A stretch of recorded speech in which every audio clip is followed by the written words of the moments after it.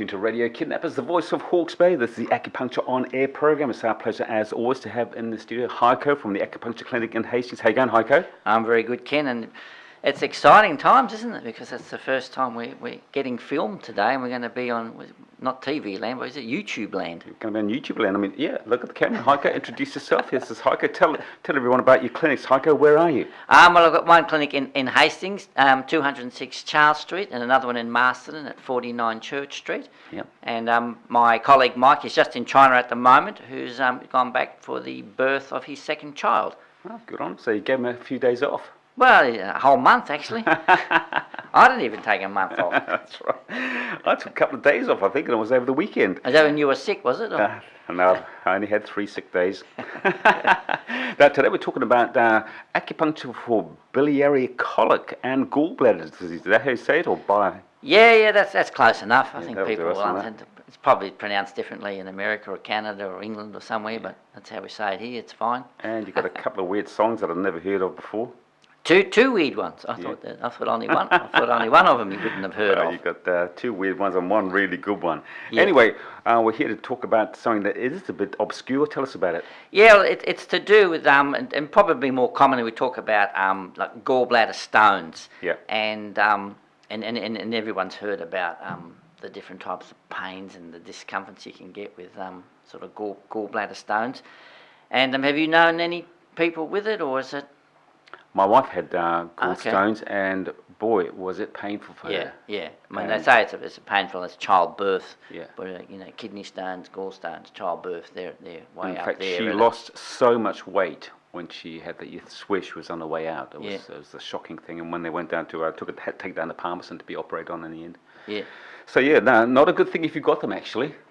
So and it's Chinese medicine-wise, sometimes constitutionally people can have like a predisposition for it, but other times they can just sort of at random just pick the people that have an imbalance or whatever and get that problem. And acupuncture, of course, acupuncture can fix everything. Yeah, well, it's used to treat everything, and it can be quite effective for for helping the pain associated with it.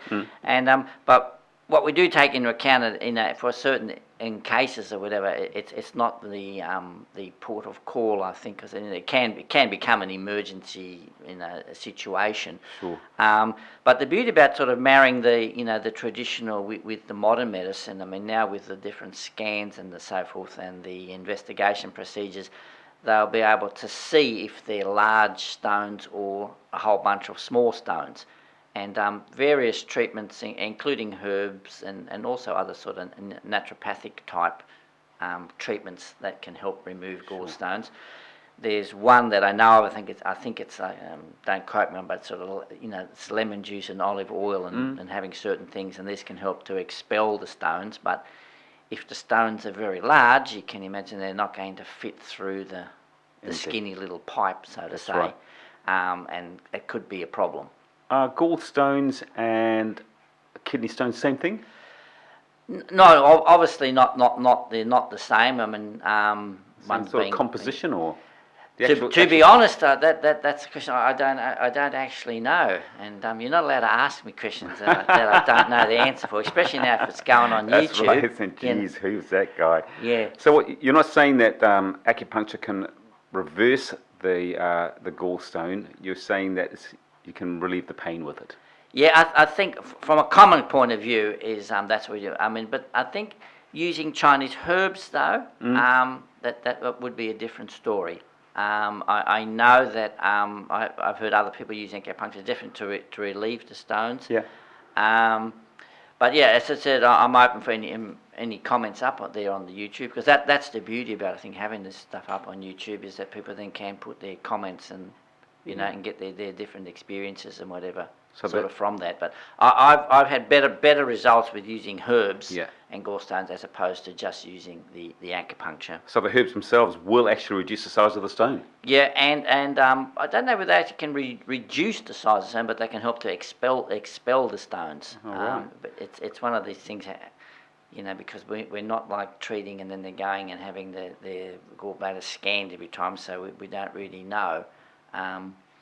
And I think that may be scope for some future type of research in some way. Yeah. What about modern medicine? How would modern medicine treat this? Well, often with surgery. I mean, I know there's different other things what they're doing now. They do little these ultrasound explosions and try to shoot them up from the outside. But yeah, I think commonly it's more the surgery that is the sort of key treatment. Yeah. And where would the meridians be for gallbladder acupuncture treatments? Well, the gallbladder is regarded as one of the meridians or channels that runs like it's on the most of the outside of the body, and ironically, it sort of runs up the side of the leg and sort of through the buttock, and then it zigzags sort of around the side of the body, and then of course it goes to the gallbladder. So yeah, it's regarded as being the channel that's like the most to the outside of the body. And what about if I come see you, I've got a gallstone, I'm in agony, am I going to get instant relief from the acupuncture? Look, I can't say that all people will get instant relief, but often that the relief can be quite dramatic. But it may then require a few treatments to start to relieve it. And people usually they're also then starting to be very aware of their diet because they know that certain things, even in the smallest amounts, with a little bit of fried fatty food, can send them off the planet, so to say. And yet others not. It just comes at a random. It's weird, isn't it? Yeah. So gallstones are caused by some sort of sludge, aren't they? Yeah, they're like a sort of a they can be small, and as they build up, you can have the pre-stone era, if you like, which is sort of like a gluey, substancey, sludgy type. You're back on Kidnappers, the voice of Hawke's Bay. This is the Acupuncture On Air program. We've got Heiko in from the Acupuncture Clinic in Hastings. Just to remind our listeners, before we get back into this fascinating topic today, Heiko, where are sludge. You? About sludge. Yeah, that's right. I'm at 206 Charles Street. I'm working with two well-known sort of Hawke's Bay chiropractors, Mark and Griselda Mason. They've been there, I think, 10 years, and the actual clinic has been running as shall we say, an alternative clinic for more than 30 years. Yeah, I've been there about 2 years now. Well, it's becoming more and more mainstream, that sort of treatment, isn't it? So people are getting more used to. Yeah, and you're starting to just find the word is getting more, and people are getting, if the right word is, adventurous to try acupuncture. They've been hearing about it, and then finally they thought, well, I might just give it a go. And I've recently started, receiving some referrals from a coach that's involved with training athletes. Yes. And so yeah, these are a little signs that it's getting out there that acupuncture can help for many things. Now, before we get back into talking about gallstones, when we take traditional medicine, there are often side effects to that medicine in one form or another. So, okay, they might fix the immediate problem, but they could bring on something else. Is that the same with Chinese herbs, or are they, for want of a better word, are they like a homeopathic remedy and they're relatively harmless, so they don't have side effects? No, I won't say that just generally across the board. I don't want to say Chinese herbs are without side effects, but I mean the important thing to take into account is that the herbs prescribed to the patient are then are fitted to the diagnosis of the patient. So you need someone that's got the experience, if you like, and the knowledge to prescribe the right herbs. If you just randomly just went to a Chinese herb shop and picked 10 herbs out of the hat, yes, it's likely that it could cause you problems with it, but that's not how you would do that. Yeah. And Chinese herbs too, they're classified into various degrees, if you like. Some are classed as like herbs / foods, say Chinese yam. Instead of like it's a Chinese herb, but every second Chinese person is having Chinese yam for tea. Every night for tea. Yeah.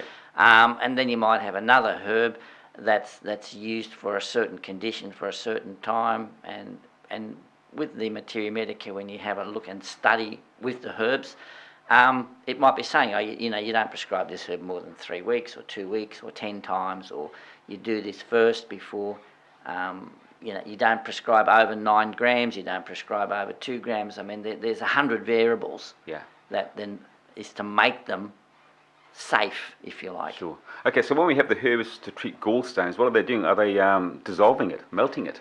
Yeah, well, we look at it again. It's from a traditional Chinese medical concept, and I think probably the most common cause of gallbladder stones is a condition that it simply translates as damp and heat. It's a bit like a we talked about that before. Your gallbladder is like a compost heap, and compost, as you know, it smoulders away and it gets more sticky and thick and hot and damp and rots away. So this heat is then making the bile turn into stones and so forth.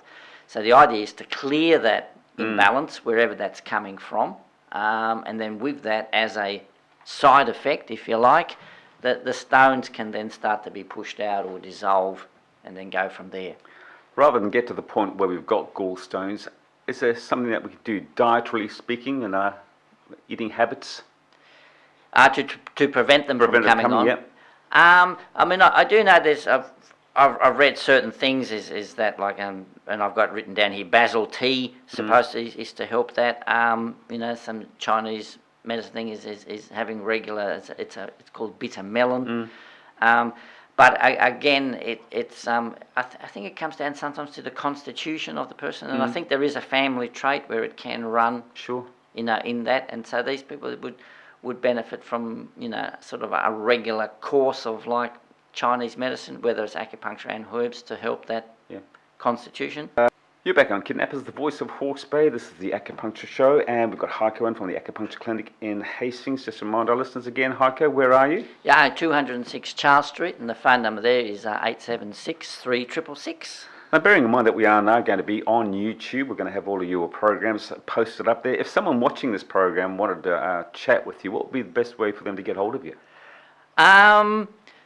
Probably is to ring the clinic, 876 3666. That's with the area code 06, of course.